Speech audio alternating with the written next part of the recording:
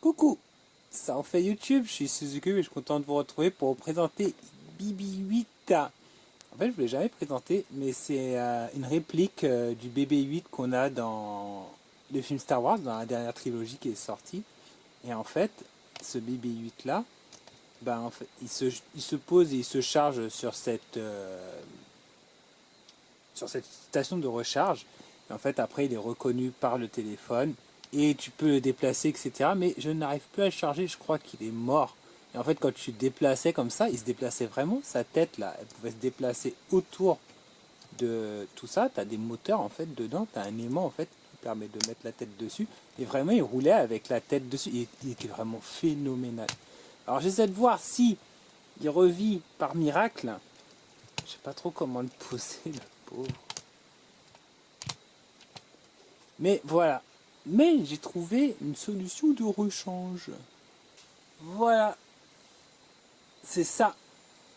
À Cache Converter, en fait, ils avaient le R2D2. Et du coup, je me suis dit, ah, mais c'est le R2D2 de chez Sphero. Il est trop mignon. Et en fait, il commence à se réveiller, le bébé 8, parce qu'il fait des bruits. Donc peut-être qu'il est en train de se charger petit à petit. On verra. Alors, voyons voir un peu ce que je peux vous montrer dessus. Et un petit radiosystème authentique LED, puisqu'apparemment c'est les mêmes LED qu'il y a dans R2D2 en vrai. Integrated speakers et bien sûr il a le Bluetooth pour se connecter au smartphone. Sur le côté on peut voir qu'il a 60 minutes de charge. Il peut se déplacer à 30 mètres environ de sa base. Et bon, c'est à peu près tout, hein, je crois. Hein. Mouvement authentique. Ah, je vais vous montrer. Il a les vrais, chenilles en fait. C'est assez ouf. Et voilà. Il y a l'holographic simulation. Ça, je ne vais pas trop me montrer. Je suis pas sûr que ça marche toujours. Et en fait, il peut communiquer avec BB-8 justement. Allez, let's go pour l'unboxing à proprement dit. Donc, on retire déjà la pochette au-dessus. Et en fait, c'est juste, vous avez vu le filigrane est super joli. Et en fait, c'est assez simple puisque voilà, il est dans sa pochette, il est dans son jus comme ça. Tu le sors directement et je crois qu'il n'y a rien d'autre en fait. Je regarde quand même.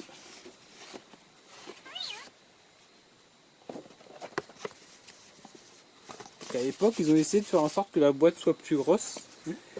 Et je vois que en dessous là, tu as des éléments USB.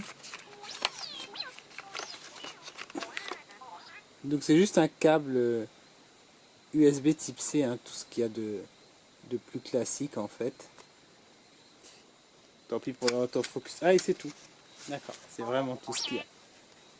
Alors niveau qualité, le robot il est vraiment de très très bonne qualité. Franchement, il n'y a pas grand chose à dire à ce niveau. Moi ce que j'ai remarqué surtout c'est qu'il a des vraies chenilles.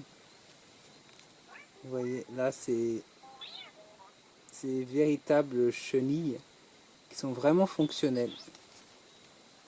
Et ceux des deux côtés. Donc c'est plutôt marrant. Je vais voir comment ça se déplace. J'aimerais bien voir ça. Alors pour information, il se charge tout simplement au dos, là, et vous avez une LED qui s'allume quand il est en charge. Et là aussi, il y a des LED. Oh, c'est vraiment de bonne qualité. Attendez, ce qu'on va faire, c'est qu'on va carrément éteindre.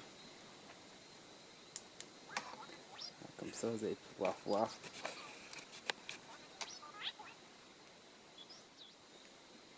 Et sinon, devant aussi.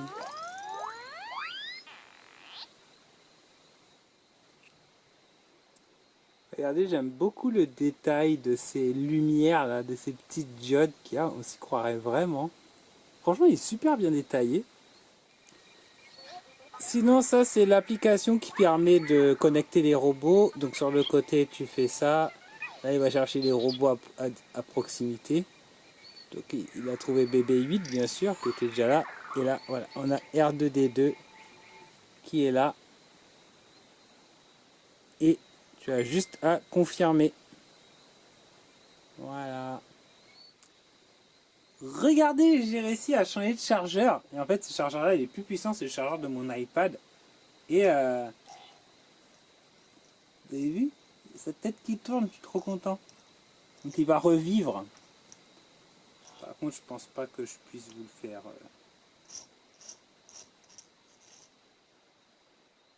Ouais, il a plus assez de batterie. Là, il est en train de dire, j'ai plus de batterie, je vais pas bouger plus ma tête. Mais voilà, ça donne un petit aperçu de ce qu'il fait.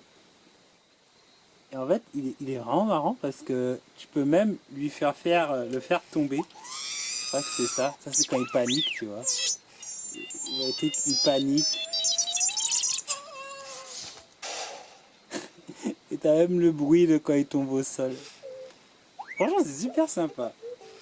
Je crois qu'il peut faire des tours sur lui-même. C'est comme ça, je crois. Bon. Et R2D2, pourquoi t'arrêtes pas de tomber?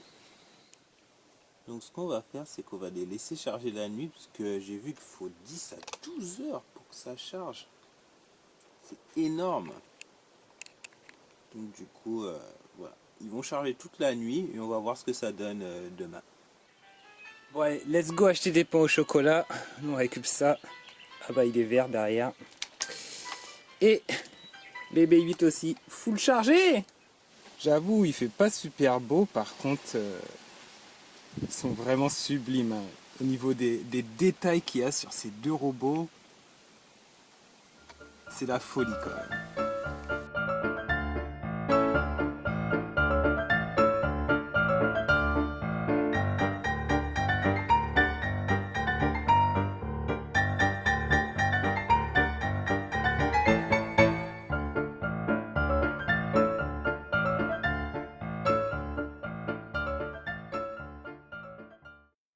Bon les amis, je crois que ouais, la sortie plage avec les robots là, elle est cramée. Parce que chaque fois que je veux faire quelque chose à l'extérieur, il pleut. Donc au moins, c'est réglé. Mais j'ai une petite idée pour vous montrer comment ils fonctionnent ces deux-là. Vous avez déjà eu pas mal, mais là je vais vous montrer comment ils roulent. Même si je soupçonne que ce R2D2 il est un petit bug. Enfin il y a un truc que je pense qui ne fonctionne pas, c'est son troisième pied en fait.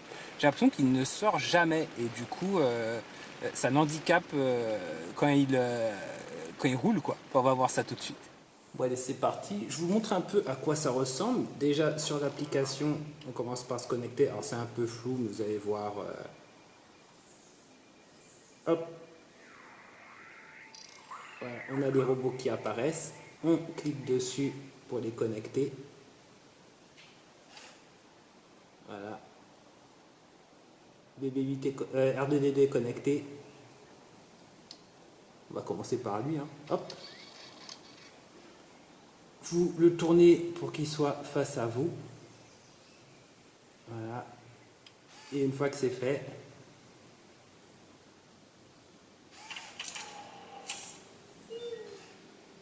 il ne se dirige pas.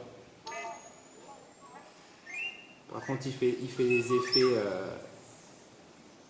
Il fait les effets, mais je confirme qu'il refuse d'avancer en fait. Du coup, pour le R2D2, je pense effectivement qu'il a un problème parce qu'en fait, en plus, il peut tourner sur lui-même. Alors, il essaie de lui sortir son pied par en dessous, mais en fait, ça ne fonctionne pas. Ça me semble être un problème au niveau du motage. En fait, ça roule. En fait, s'il touche le sol, dès qu'il touche le sol, il s'arrête. C'est curieux comme problème. Bon, cette histoire elle tourne au fiasco total. Je vous déconseille vraiment d'acheter ces robots parce que, en fait, à long terme, la fiabilité elle est nulle. BB8, tu vois, il n'y a que quand je le pose sur son socle là et que j'appuie sur le bouton qui veut bien, hop, clignoter, tu vois. Pourquoi? Je ne sais pas. Voilà, il clignote et il bouge même un peu sa tête, tu vois.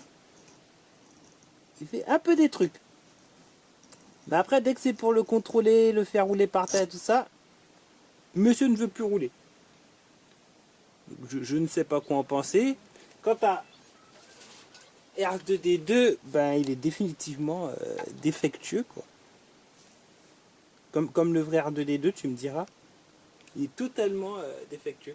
Donc du coup, ouais, non, c'est pas des robots que je vous recommande d'acheter, surtout d'occasion, parce que du coup, il n'y a aucun des deux ne fonctionne. Bah, je crois que c'est là-dessus qu'on va se quitter. Ciao, bye bye.